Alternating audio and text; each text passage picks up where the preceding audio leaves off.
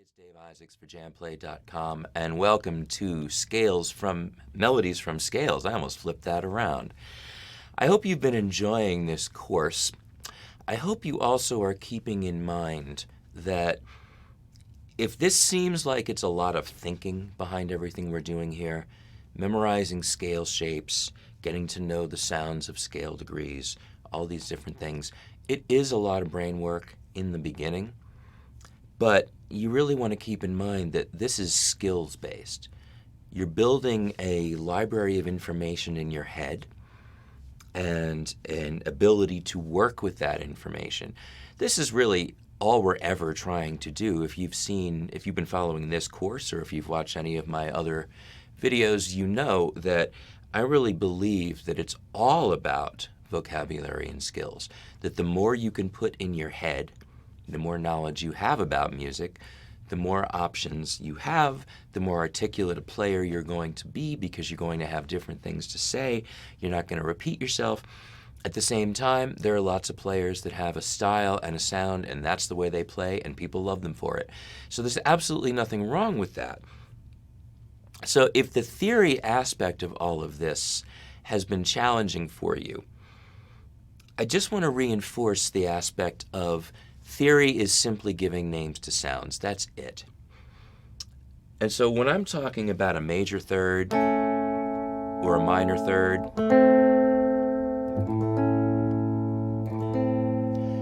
and you remember that shape and you visualize that as Billy Joe and Bobby Joe, I don't care what you call it. Of course, if you try to communicate with somebody else, that's going to seem a little weird, right? But what's important is that you understand that this is a particular piece that fits into a particular set of slots. And there are a lot of slots. There's a lot of places I could fit those two notes that will create different sounds. So yes, of course, there's a lot of information, and yeah, it becomes kind of overwhelming. But I can't reinforce this enough. Just get to know sounds because they are already in your head. They really are. Right? And I come back to this, and we're going to talk about mode mixture today, so let me start off with just reinforcing what I mean by that. And when I use the term mode, talking to guitar players immediately becomes scales and modes, and the modes compendium, and you think of all those books you have full of tabs and pages upon pages of scale fingerings, and you're looking at those going, well, dude, I don't know what you're talking about. I still can't play a solo. And, that's something that I hear often. Not that you shouldn't know about modes, not that you shouldn't understand that, not that I'm putting down anybody who's teaching it. It's not a question of that. It's that I find it's a confusing topic. And so for our purposes right now, just like I said about theory, just say that a mode is a set of sounds. A major scale is technically a mode. It's the Ionian mode, right?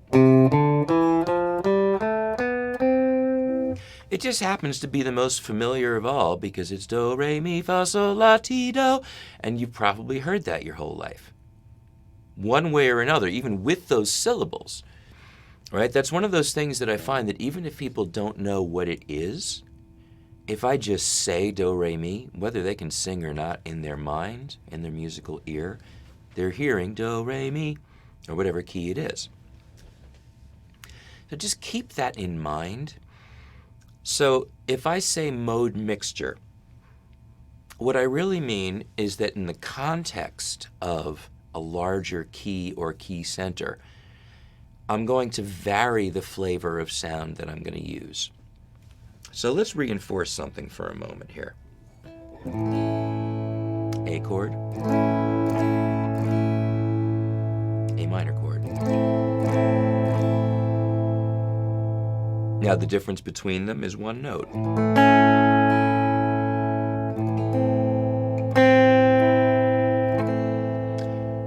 And we can talk about major third, distance from the first to the third note of a major scale, or minor third.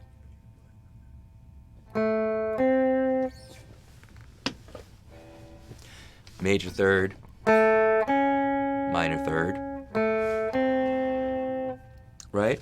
But there are also associations that you might have with those sounds, and this is another way. And believe me, I'm going to weave all of this together because if you think about it, learning how to improvise has got to be, ultimately, when you get the skills you need, about stringing sounds together. Not so much about stringing patterns and licks, although that's a convenient way to do it. It only really works if you're stringing patterns and licks together. It only works if those licks are sounds, which eventually they become. Okay, some of you might be saying, well, what do you mean? I'm hearing what I do. But I tell you from experience, both myself as someone who learned how to play the guitar and is still learning how to play the guitar, that it's one thing to have a fingering and it's another thing to have the sound. And it's one of the reasons I find it so satisfying, and really this could apply to a lot of you.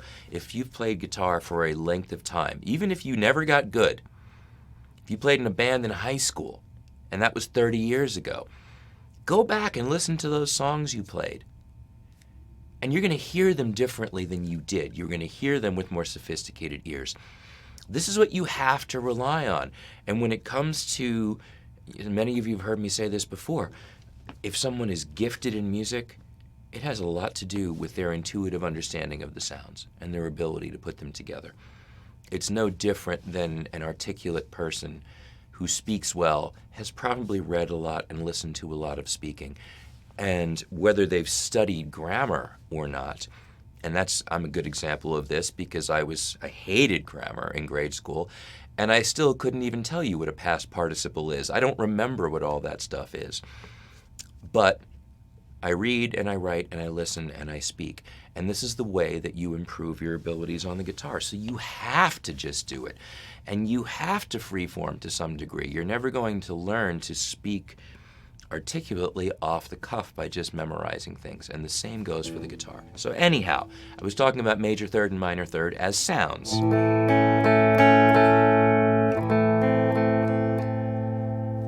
You can certainly, and you hopefully have been doing this if you've been following along in this course all along, visually identify a root, a octave, do, re, mi, 1, 2, 3, major third, interval of a major third on these two strings. Yeah, you can do all of that. But you know what else you can do? Listen to that chord.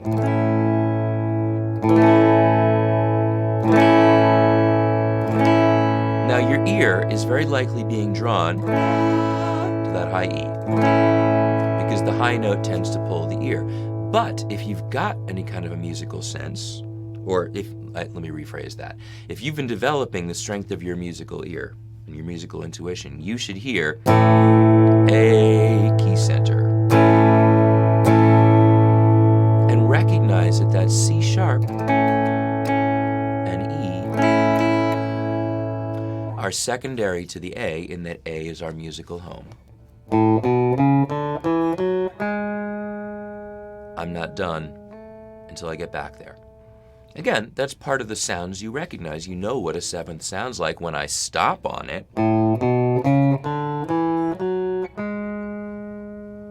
Because you really need it to go here.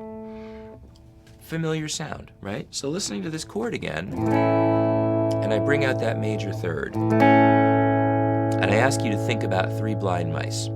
So all I want you to do is think about it. Imagine it. Three blind mice, see how the roses, see how they run. Never. Three blind mice, that's it. Let's not confuse the issue. Three blind mice. If you played recorder in 3rd grade in elementary school, it was hot cross buns. If that works for you, beautiful. But the point is, that melody is so familiar. Now that I've introduced that, I challenge you to unhear Three Blind Mice coming from this note. And that's your internal ear, your musical ear. For lack of a better way to put it, I might say visualize the sound in your ear, which is, of course, synesthesia. It's seeing a sound, hearing a taste, But this is music. There is the abstract element. And this is the way that we learn to recognize sounds. I mean, you make sense out of your entire world by associating things together. If you've ever met somebody that you knew from work, outside of work, and didn't recognize them because they were out of context, that reinforces that point. So you understand Three Blind Mice because you also intuitively understand the key center of A. It's that simple. And that you know what mi, re, do sounds like, even if you don't know it. And so when I was teaching little kids piano and I wanted to introduce the concept of minor, I would show them Three Blind Mice. And then Three Dead Mice.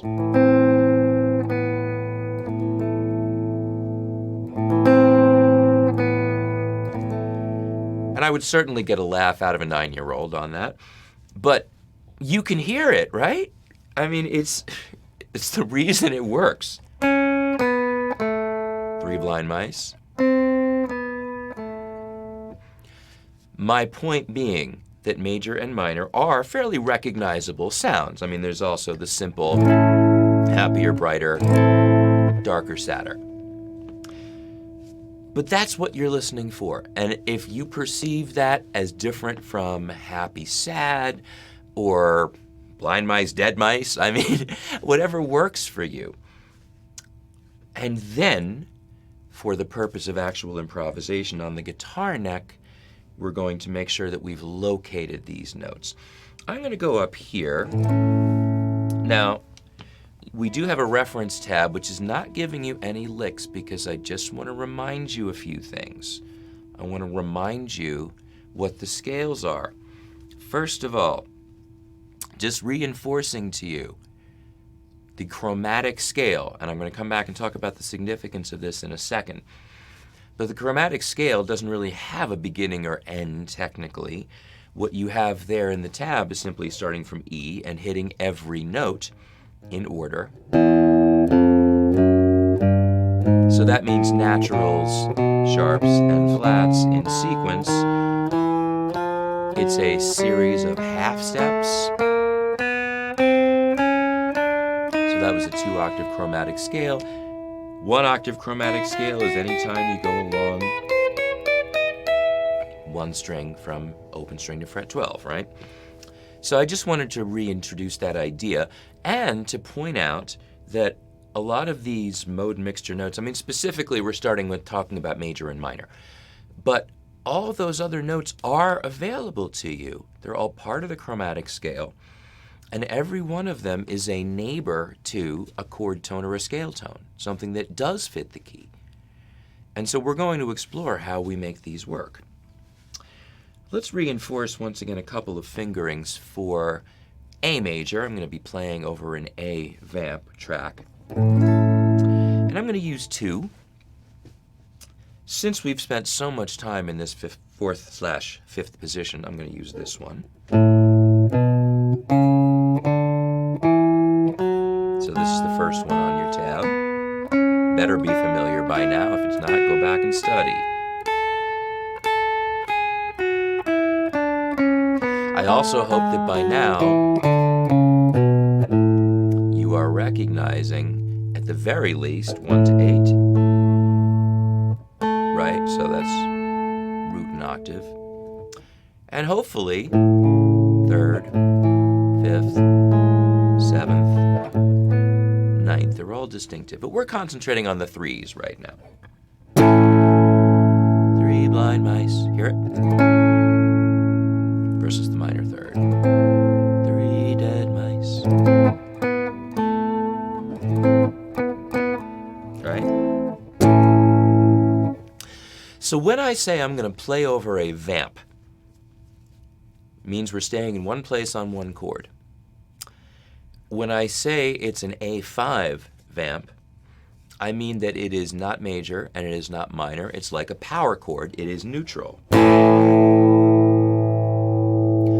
When you hear that chord, A and E, that's all it is 2 notes. The low bass note on the 5th string and the 2nd fret of the 4th string. That's not major and it's not minor. And you know, even with this whole ear training aspect that I'm spending so much time talking about, and I know those of you, God, Isaac's talks so much. Well, you know, there's a reason. Some things are worth saying and some things are worth hearing, all right? So here. That major third.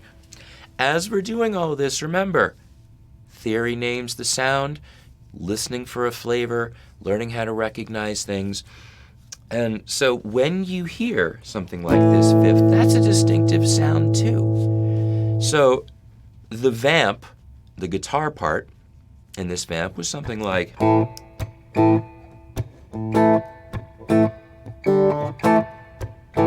Now, as soon as I do that, as soon as I introduced that G and that D, well, the D is in the pentatonic. It doesn't impact major or minor, but the G is a minor seventh, so that might imply minor, but it could also be in an A7, a dominant chord. Or it could even just be a moment of implying A7 or that flat 7 over A major. So remember, it doesn't guarantee us that we're in minor, but it does set up a minor, pardon me, or a sort of bluesy feel.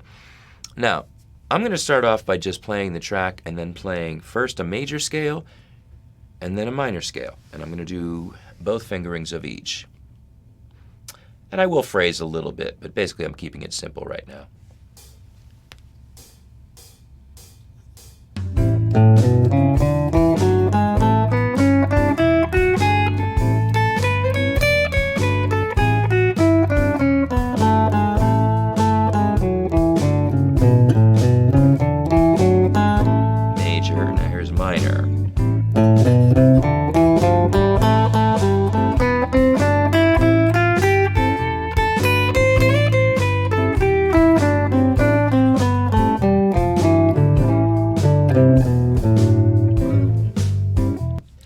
So my immediate point is that both of those scales sounded equally good over the track because they're really...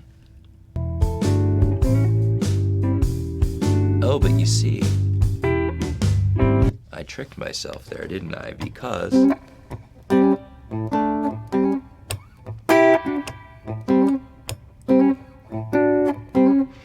Now, I should mention what that lick is, because it's an A7, so just like... All right, I was down here before, I was wrong, but... This does have a major third in it. Look at that, I guess I lied. But it doesn't matter, that's the best part. You will find that you can use minor, you may know this already, you can use minor pentatonic over major chords all the time. Works very well. Part of the reason, this is my theory, I don't know if this is really true or not, but part of the reason that dominant chords work so well in the blues, or maybe part of the reason you can mix major and minor so well in the blues, is that dominant chords have a mix of a major sound, the major third. So you notice you're not hearing Three Blind Mice so much now once I add this, because it adds some of that minor flavor, even though it's a minor seventh and not a minor third.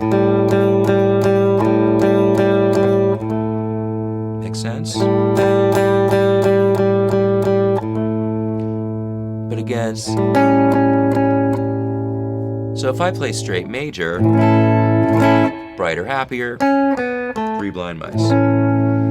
I add that seventh. You still hear it, but it still sounds like a third, but there's another flavor in there. The lick that I'm playing is mixing major and minor because it's starting from a two-string little bar, double stop, strings 4 and 3 at the 5th fret. And I'm just going to hammer my middle finger from fret, well, I'm going to hammer the 6th fret with my middle finger.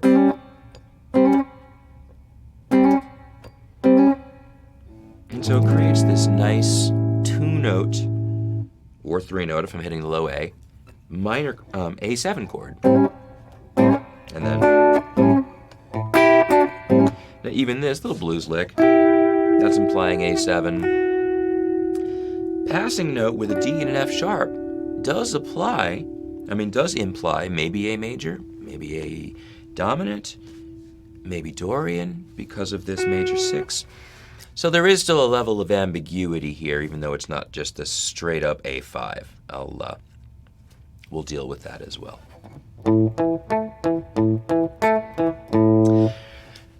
But here's the thing, like I said, I can use minor or major because we are, in that sort of bluesy way, blurring the line between the minor sound and the major sound. But I want you to recognize something else. It's one thing if you have a song that starts in minor and goes to major. I'll just give you an example of something from a song I won't name, and I'm not going to play it exactly. But you might have a section that does this.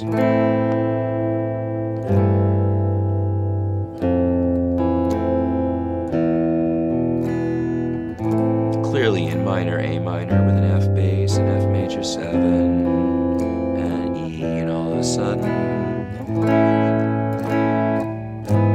A to E over. Now see, there we went to the major key. Parallel major, A minor becomes A major. And that was just shift over, just boom. We just went from here to there. But it can be more blurred than that. And you'll notice that when I play this track, you don't really get a minor sound off of it, but you don't get a bright, happy major either.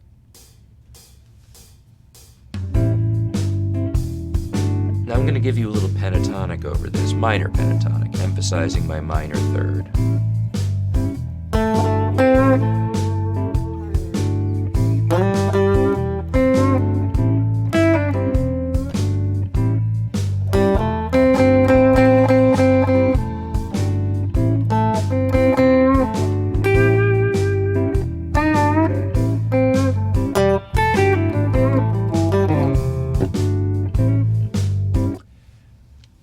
Basically just minor pentatonic.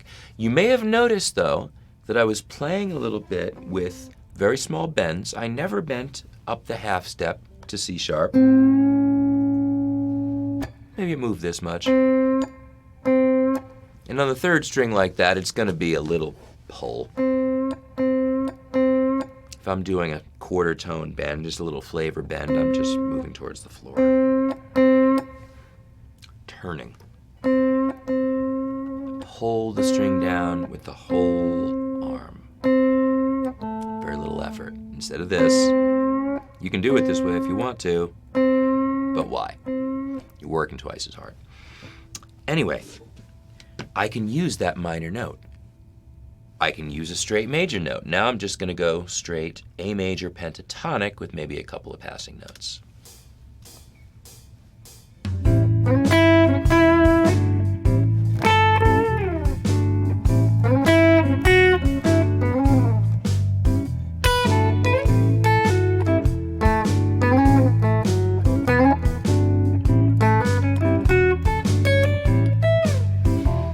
That's fine. That all sounds good. It's clearly one flavor over here and one flavor over there, right? Major and minor. But what happens if I start doing this? Now keep track and see if you can hear what exactly I'm doing as far as the use of the major and the minor thirds.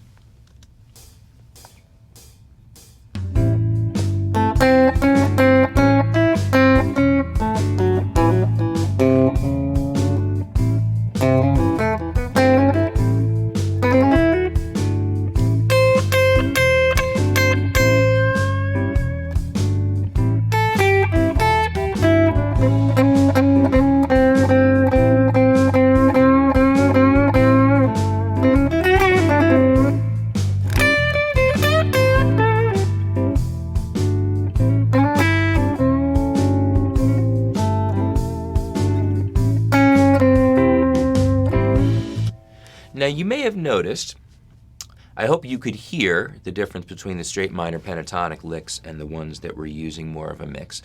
I think it's pretty clear if you're listening for flavor, if you were looking at that major third, that C sharp, as kind of a key note there, really gives a lot of the overall flavor of the improvisation.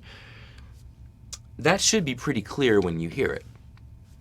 The thing that might have been less clear is how exactly those majors and minors were being mixed. So I'm going to do this first without the track a little bit. And, you know, while you're practicing your lead guitar, it's definitely a whole lot more fun to play to a backing track than without. But at the same time, shouldn't you be able to play something that sounds good melodically and with vibe and energy, whether you have something behind it or not. I mean, if I'm working in this key and I do this,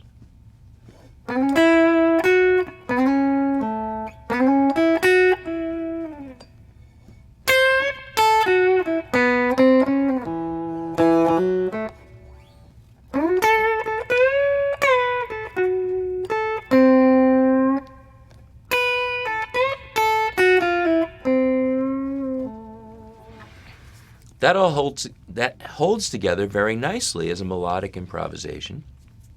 You could hear my use of the minor third. Here is the big point I want to make about this.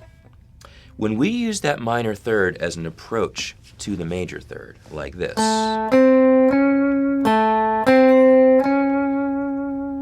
some of you may recognize that sound.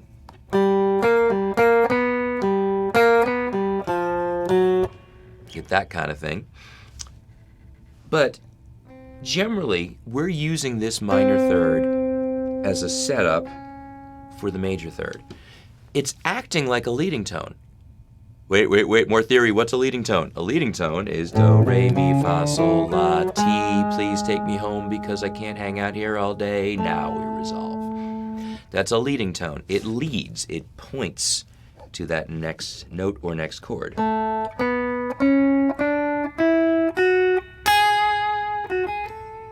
So listen to what happens when I do this.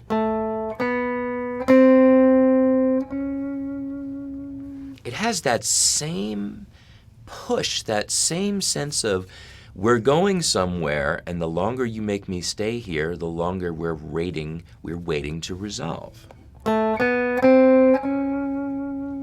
Now, if you have no reference in your head when the song starts, and you hear this, and I stop, now you're hearing minor, pretty clearly, pretty distinctly. But if I do this, and once this is in your ear,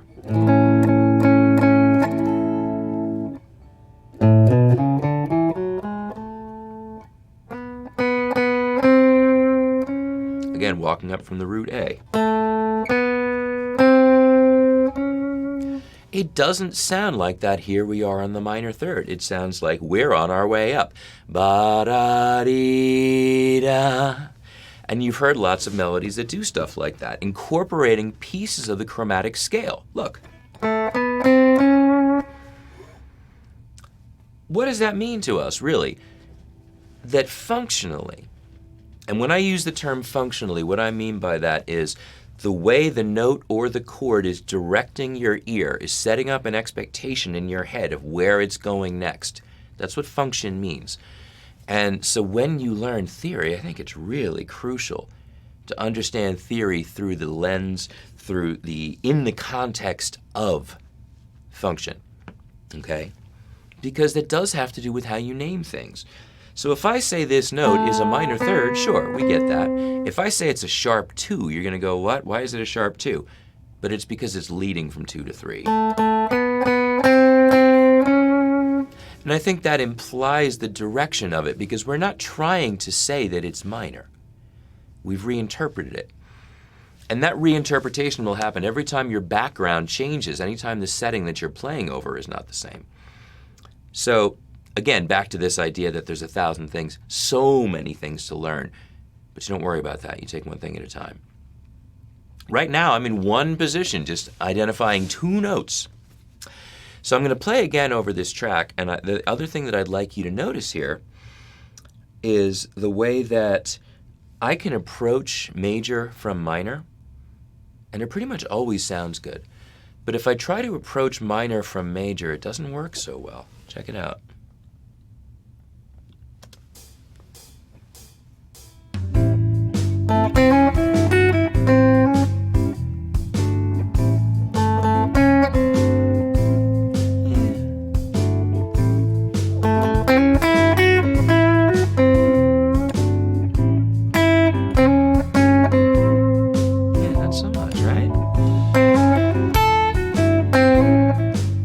Is so common.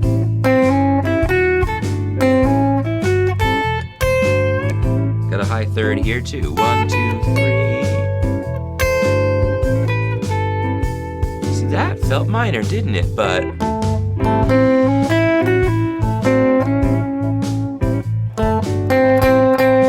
I hang out here, now you start getting minor.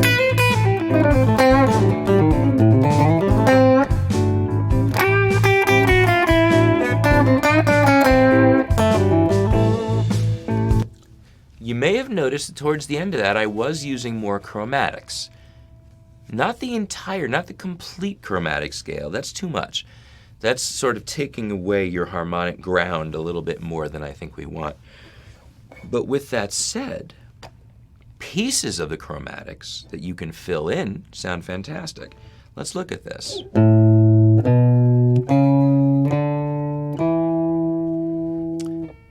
And this is not in the tab for a reason, because I want you to think about these chromatic notes as specifically being secondary, being connectors between and flavor additions to the chord tones and the scale tones. So if I play do, re, mi, 1, 2, 3,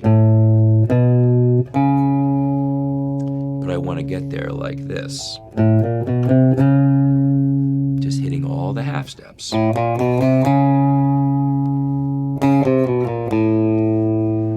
And I mean, you've heard stuff like that before too. Right? Very Phantom of the Opera. But that's more definitively minor. What I want you to see is how the use of chromatics takes these minor notes and just puts them in the service of whatever direction we're headed. And that the descending chromatics work too, but where I land becomes very important. Check it out.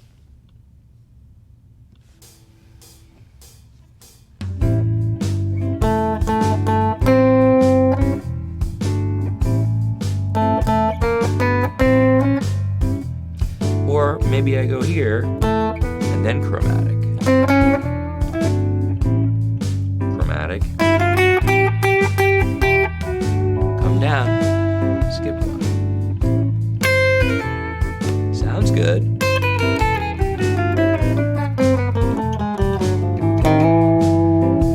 You can certainly use pieces of it. It's sort of like instant jazzy.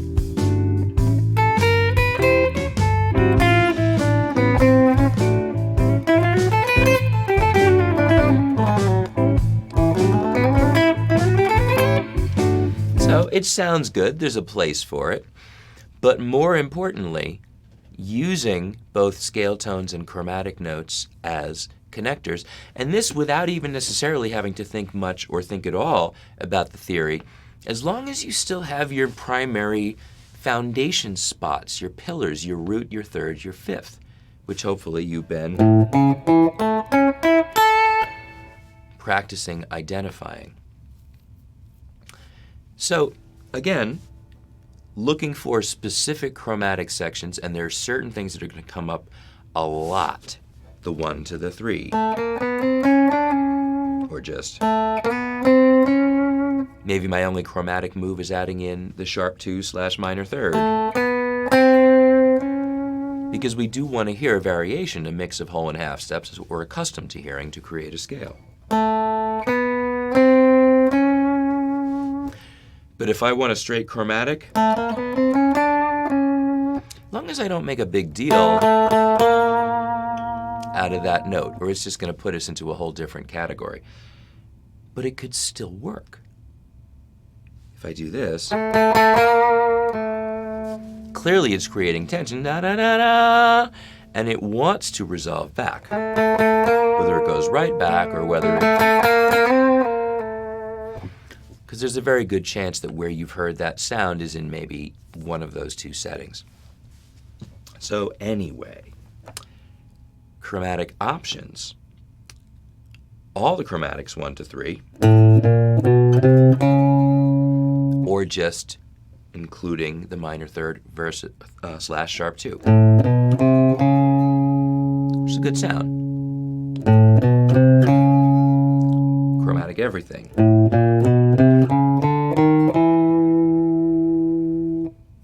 So maybe that's a bit much to have all of that, but at least it landed on a chord tone, feels smooth. Do, re, mi, Fill it in.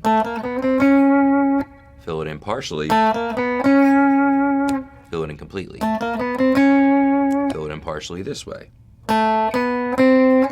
When I say partially, I just mean this was a whole step and this was a half step. Or this was a whole step and that was a whole step. This was a half step, sorry. And that was a whole step. So, just articulating that. Now, if we continue past the third, sorry, we can chromatically connect up to 5. You might be aware that this E flat / D sharp is our blue note in the minor pentatonic, sorry, in the blues scale. But that is what it is, usually as a chromatic passing note. Connecting the 5th and the 4th of the key. Right? We can use it as flavor too. Just a half step neighbor, which is like what I did with B flat over here. And by the way, speaking of thematic development, if you did do that on the A, maybe you would do it on the D. Can we do this over an A vamp that includes a C sharp? Let's find out.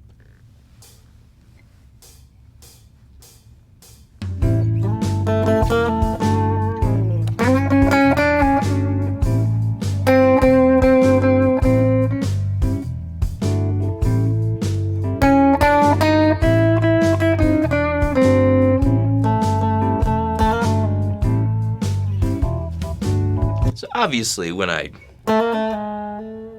there's an immediate flavor to that you may not want to bring into what you're doing. It's a specific thing. But then again, sometimes it's fun. Say, okay, I'm going to sneak in this little snake charmer lick. If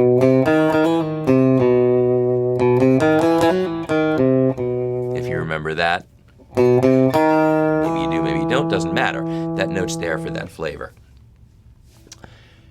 The other big chromatic area that you're likely to use a lot of is your minor 7 versus your major 7, and it does depend on your chords. The major 7, remember, is not a part of the major pentatonic. It's just a little too bright for that and a little too, and a little too directional as far as being that dissonant note with a very, very strong pull, a very, very strong sense of wanting to resolve somewhere.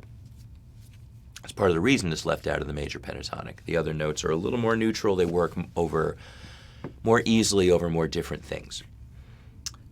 But we can mix the major 7 and the minor 7. So if mode mixture is mixing major and minor, couldn't it also be mixing major and Lydian? If we borrow that sharp 4 / flat 5, which is what it would be. Or mix a Lydian if we borrow this flat 7. Raises the question, are we using Mixolydian if I use a G and then a G sharp immediately? Well, does it matter? The names, the categories, all of this stuff is to help you classify, is to help you organize. It is not going to make the music for you. So like I said, how you think of it matters less. Having the names, the vocabulary that jibe with what other people who play music use, extremely helpful. Know that if you don't have that, then you could be in a position working with other musicians where you don't know what they're talking about, and you don't really want that either, or you're trying to explain something to them and you can't use the right language. There's all kinds of great stories about that in the annals of great rock records being recorded with musicians that don't have the technical knowledge. John Lennon wanting his voice to sound like the Dalai Lama on the next mountaintop. But anyway, you do want to be articulate. You want to be able to recognize things. You want to be able to explain things. So just try to remember the sounds. So anyhow, sounds and names, right? Just connect those two things. Oh, by the way, the flat 2 is a great connector coming from the 9th up here.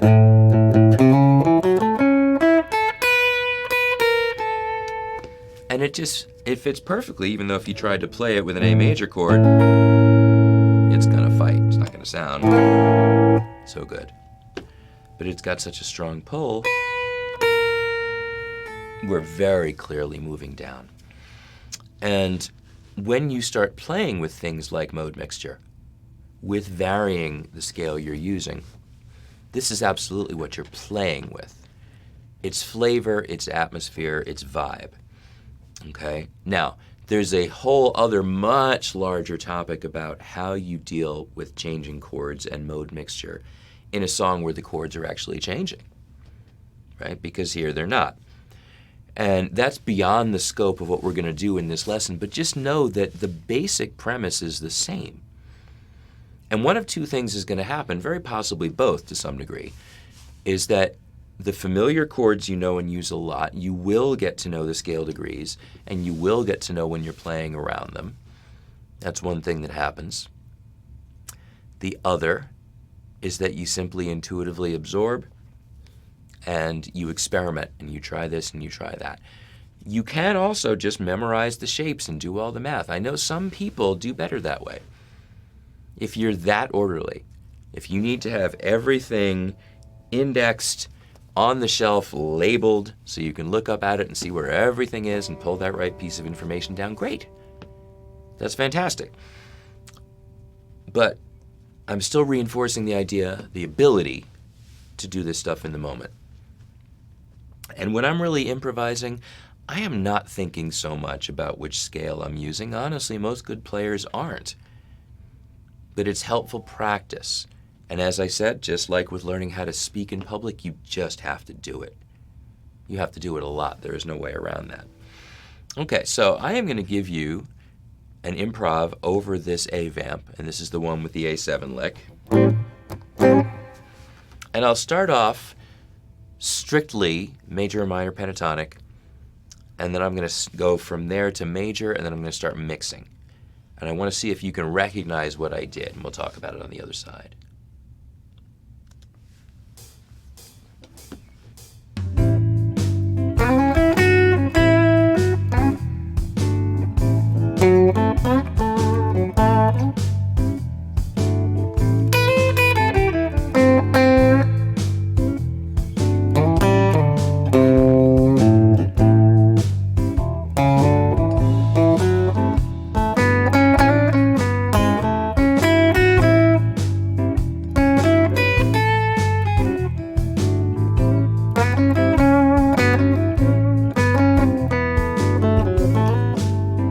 A little further outside.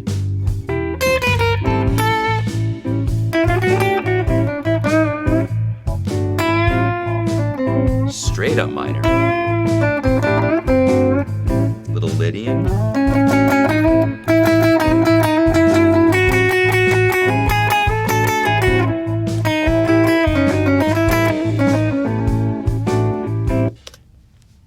Maybe that's a little weird for a kind of groovy, bluesy track, but the point is the D sharp, the Lydian note, really didn't sound bad at all, did it? Clearly the major minor is very strong. And I want to give you one of the most common examples of where you're going to see this, and it's in the context of the blues. And there are head melodies that do this all the time. This is a good thing to know. If you're using a major third of the 1 chord, or the 1/7, the dominant, in a blues tune, when we go to the 4 chord, if the 4 is dominant, if we have, say for example, if we're going from, let's do this in a different key, right? So let's do, say, an F blues. So if we're in the key of F, 1 chord is F, 4 chord is B flat, and 5 chord is C. When I hit that 4 chord, the 7th of B flat 7 is an A flat. Well, guess what? That happens to be our minor third. So that means that if you are using major or major pentatonic or mixolydian over this A/A7, or F/F7, sorry. When we go to the 4 chord B flat 7, you can go to your minor scale. F minor, not B flat minor, you can go to a B flat 7 scale if you want to. That's another good possibility, but that's not what I'm talking about. I'm talking about if you're thinking strictly in terms of a single key, in this case F, that in a blues context, when we hit that 4 chord, you can go to F minor because that minor note is also the 7th of the 4 chord. In the key of F, a B flat 7 chord is spelled B flat, D, F, and A flat. B flat is the 4th, F is the 6th. No, sorry, what am I saying? B flat, there goes my brain. Yeah, so we're in B flat, we have, that's what I'm thinking, that's what I'm doing wrong. So B flat, the 4th, D, the 6th, F, the root, minor 3rd. So check this out over F blues.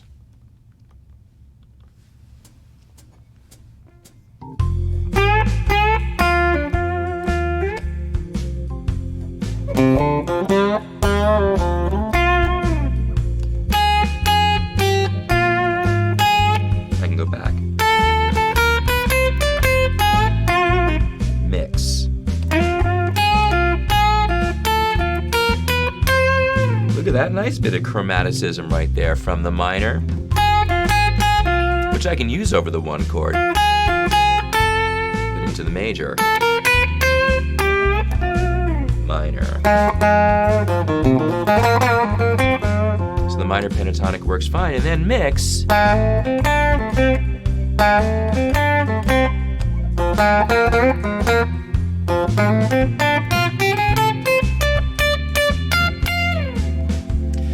Now I'm moving around, and I left the single position.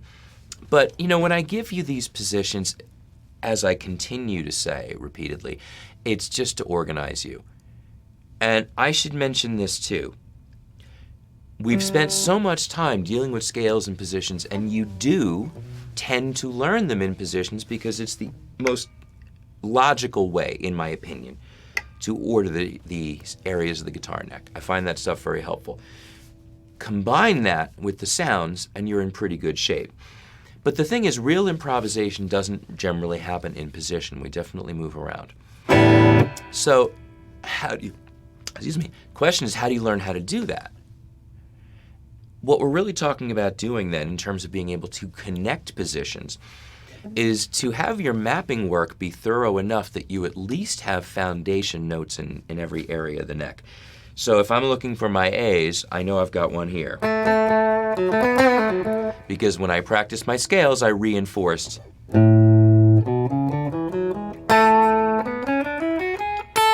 And so forth. And so if I've mapped A. By the way, worth your while to try this as an exercise. Again, not in the tab, because I want you to think for yourself, darn it. Here is 2nd fret A, 3rd string, octave. Octave. Octave. Another octave. The octaves are just shapes, by the way. You can memorize those. But I like using the word mapping because that is very much what this is about. We're figuring out where our reference points are. Where are the landmarks? So when we move from one area of the neck to another, you're going to land in a new position because you moved somewhere, and every place on the neck is part of a scale form in some way. So you just have to figure out where you landed and what the note you landed on was. And most importantly, practically, how can you work this back into either the scale you were using or whatever scale you're aiming for? That's, again, the ear training. So I'm going to demonstrate this again. And this time, let's use a slower vamp in A. So I'm going to start down here on the neck and just keeping it simple, but I'm going to start shifting positions on my way up.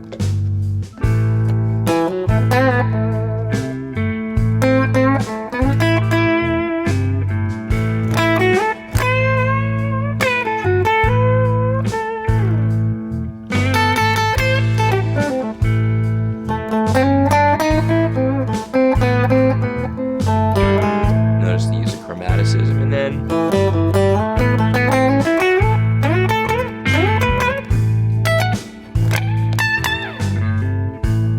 Now I know where the chord tones are, so I know where I'm going to land, but if I just specifically... I didn't know where I was going there.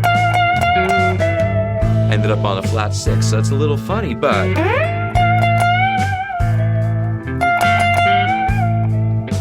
You just do the old, I meant to do that. If you ever heard somebody say, follow a mistake by doing it again, they'll think you meant it. You can actually make it work. But you see what I mean? Wherever I land, I have to figure out how to work that into the form.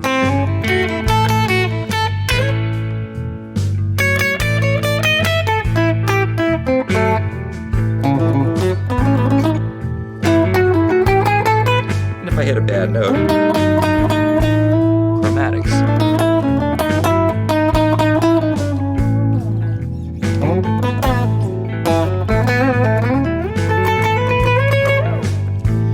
I think it would be really worth your while to sit down and just experiment. Do this with a backing track so that you have a reference. But simply play a lick in one position. Play a lick in another position. Then go back. It could be as simple, I mean, you can do this with pentatonics too. Just call and response.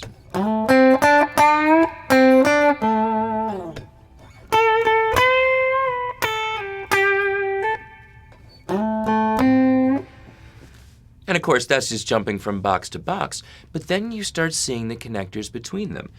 And it could be worth your while as well to sit down and just... Particularly if as you're studying your scales and your modes, you are learning the interval structure, excuse me, which is not a bad thing to know.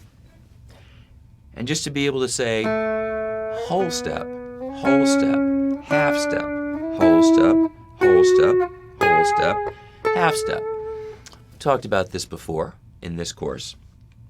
But to be able to do that on any string, from any note, really, that's a great exercise, honestly. Just sit down, pick a spot, play a major scale. Was I naming the notes? No. Was I thinking about where I was in the sequence? Yes. So my point is, though, that as you get more and more comfortable with these position-based things, you can let yourself just start to move and see where you land, and don't be afraid of moving when you don't know where you're going to land. Fact is, there aren't really that many situations where if you make a mistake, I mean, okay, you're making an album, that note's going to be there forever. Maybe you don't leave the bad note. Then again, maybe you do. So it's hard to know. You know, sometimes you just, you take the bad note because of the vibe, or something just feels so good that you're not going to be able to reproduce. But I mean, most of the time you make a mistake, it's gone. It's gone before the audience knows it happened. Unless it's a real clunker, and even then you just make a face and go on, and it's fine. But you can't be afraid to explore. You can't be afraid to experiment. You can't be afraid to make noise. I mean, there is nothing wrong, and I kid you not.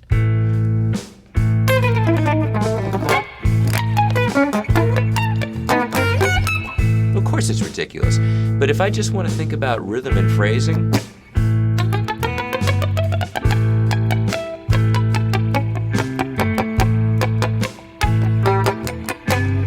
nothing wrong with that. Just make sounds.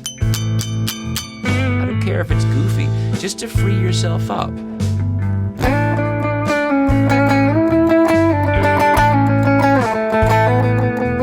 See if you can play with a major scale on one string.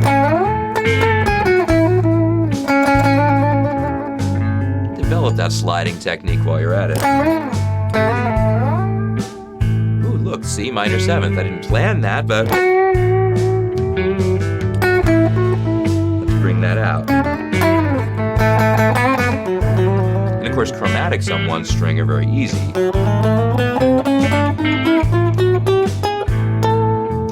If you're lost, you just keep going until you hit the right note.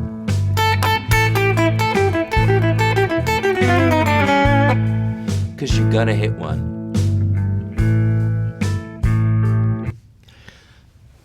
If you are already enjoying playing over backing tracks, this should be an easy next step to take. It's just a mental step that's challenging. The mental step is, I don't know what's going to happen next. And I can only plan this so far. But just know that we're developing, if you're doing this work, the improvisation, the exploration, we're developing two parallel skill sets at the same time. One is the knowledge of the guitar neck, the guitar fingerboard, and the ability to find where things are. The other is to do that intuitively in time. And what happens is, the more you develop your ability or your comfort level with intuitive playing, with just doing it, the easier it is to explore within the shapes that you've got. Because then you know, first of all, you have the confidence that if you step away from it, it's not the end of the world. You can step back into it. It took me a long time to recognize that there's plenty of notes that are technically wrong notes that work just fine. Just leave them be.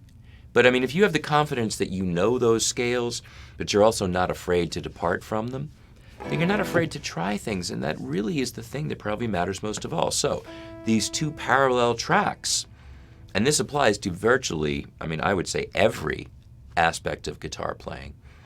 The two parallel tracks are knowing your way around the guitar, but also you're developing your ability to make choices in real time. I'm going to play this note at this point, and then I'm going to wait, and then I'm going to play these three notes, and then I'm going to stop. And it's never that thought out. It's just like speech. I didn't write a script. Maybe that's obvious. I don't know. But I have a topic I want to come here and talk to you about and points that I know I want to hit. And so all the connective tissue is just how do I get from point A to point B? Well, that's what you're playing. Your improvisations are going to become eventually too. Because between point A and point B, which maybe are licks that you learned, lick one, lick two, maybe you did something in between them to connect them. And I heard Eric Clapton say one time that when he does that, that part in between is him. That he knows he stole this lick from one player and that lick from another, but what he did in between them, or his way of putting them together, that was his voice. And I think that's absolutely true. That's what you learn how to do. So I should add the third prong to this approach is that you should be learning other people's solos, getting patterns into your fingers. It's fun anyway. But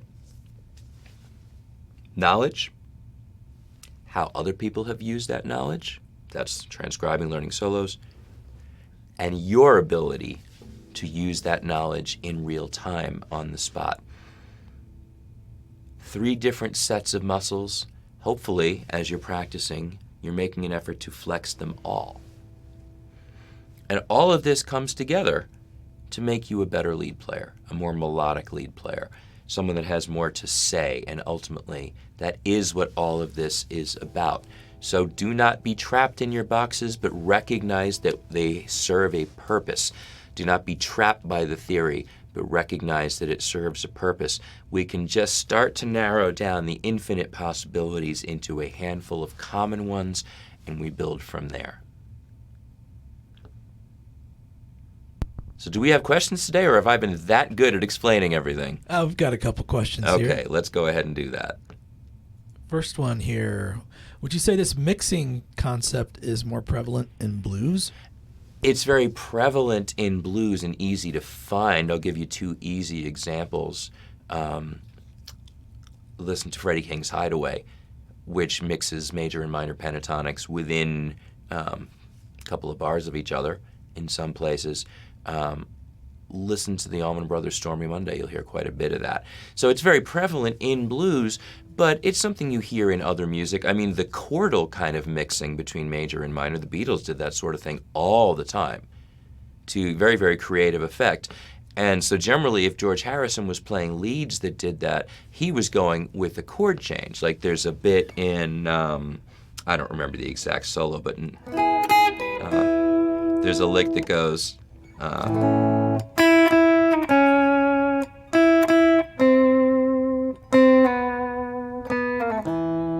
played that wrong, but the idea was you were going from chord changed underneath, and so he goes to a different note to match that. So most prevalent in the blues, not necessarily, but it's very easy to hear, and because blues is an improvisational medium. But I would say the same thing with jazz, and there are lots of jazz tunes with blues forms that do use that. So maybe that is answering your question affirmatively, but thanks for the question. Okay, P. Simone asks, at what point does this stuff become second nature and you don't have to think about it? Well, it's impossible to answer that with a simple, short sentence, because some people it's second nature very quickly. But there is a sliding scale, you might say. Like, let's say you've absorbed a bunch of simple licks. And I'm talking like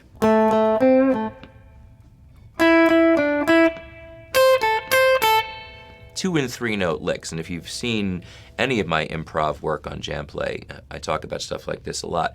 I don't think it would take too much for you to memorize 8, 10 licks and then just be able to rotate them, like reaching into a grab bag and pulling out this one and then reaching out and pulling out that one. And I think you would get to a point fairly quickly where you could do that without having to think too much about it. As far as having real freedom to mix modes and things like that, obviously it takes time. But if you consider that we're talking about developing these 3 tracks, right? The knowledge of the neck and the ability to get around, the examples in the existing vocabulary of other players of how this stuff can get used, and your ability to do this stuff in real time, you're developing 3 skill sets at once, and you're gonna be in different places with each of these, and they're gonna grow at different speeds. So that might not have been the answer that you wanted to hear necessarily, but what I can say is that if you continue to work with all of those things, one day you're gonna go for it, and it's just gonna be there. And that's the way that I experienced it. That's the way that most of my students have experienced it. That's really the way that it works. But there is no way to measure it, and so the only thing you can do is enjoy the ride, enjoy the journey. Because if you're looking for when are we going to get there, you have no idea. It's a good question, though. And the best I can do is to give you the encouragement. Very good questions. I will be back next week for the last lesson in this series, and we'll be getting into how are you going to actually practice this stuff in a way that's really going to be powerful and useful. It's a lot of information, but it's going to be a good topic. So I hope you're back then. I am Dave Isaacs for jamplay.com, and I'll see you next week.